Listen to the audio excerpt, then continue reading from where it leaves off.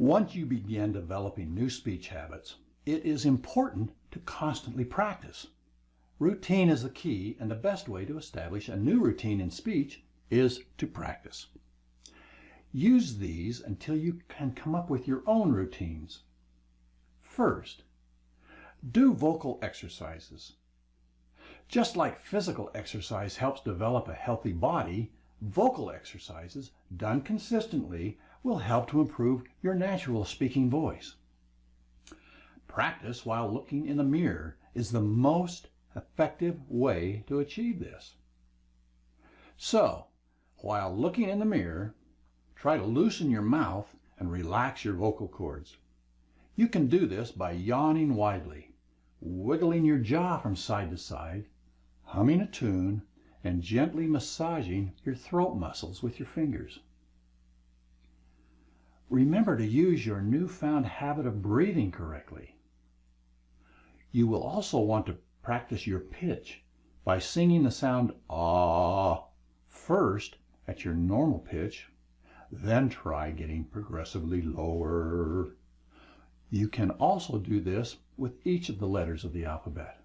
This is especially important prior to speaking in front of a large group, when your voice would typically rise because you were nervous. And this is a great one.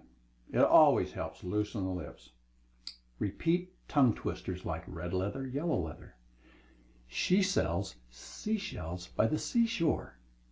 Peter Piper picked a peck of pickled peppers. In order to work on pronunciation, pace, and volume, it's a good idea to practice reading aloud and to record what you are reading. Now, once again, I know this can be tough, but as you practice new speaking techniques, playing them back, comparing, then record yourself again, looking for improvement, but also from time to time, look for old habits that are creeping back into your speech.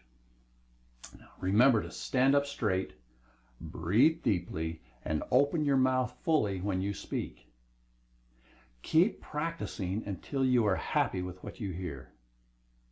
Then, work at using the same techniques as part of your everyday speech. It's the routine you're after. The routine creates the speech habits you are after. As I said before, most people don't like listening to the sound of their own voice. But you should continue to record yourself speaking. And it is most important that you then listen to what you have recorded.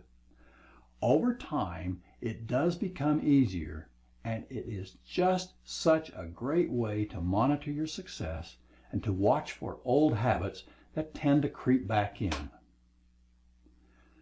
When you're listening to those recordings, remember to look for mispronunciations and speed and pitch problems. You don't have to make a big deal about this. Smartphones have a recording option. You just use that to record and then to listen to yourself. I would encourage you also from time to time, use the video camera on your phone and help critique your posture, your eye contact, etc. If you're really worried about improving your speaking voice for something like a debate, or you've got a large presentation coming up, then it might be a good idea to book an appointment with a voice coach. They can identify your individual speech issues and help you to correct them. A voice coach is also a good idea if you have a native or very odd accent. When I say odd, an accent that's just in your area. You're trying to minimize or eliminate this. Getting rid of an accent is a difficult thing to do, so seeing a professional can really help. We've only been together a short time now, and I'm sure you have picked up on my accent. I have worked on it over the years, and while living in other parts of the country, have done a pretty good job of controlling it.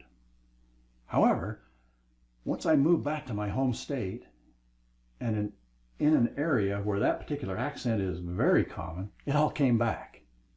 I'm surrounded every day by people that speak with with the same accent, so it is hard for me to hear what I am saying and how I am saying it. Keep that in mind if you're going to work on an accent. If seeing a voice coach seems a little extreme, then consider practicing in front of a particular articulate friend or a family member. They may be able to pick up on any issues and give you some helpful pointers. This will also help you to feel more confident when you're speaking in front of others. And remember to smile as you speak. People will judge you and the content of your speech more favorably if you use an open, friendly, encouraging tone, as opposed to an aggressive, sarcastic, or bored one. If your job requires you using a phone a lot, try standing as much as you can and always smiling. Your smile will come across in your voice. You will sound more friendly and your voice will seem more confident and warmer. Now, I don't mean looking like the Joker in Batman, mind you, but even a slight upturn of the corners of your mouth can make the sound of your voice more appealing, both in person and over the phone.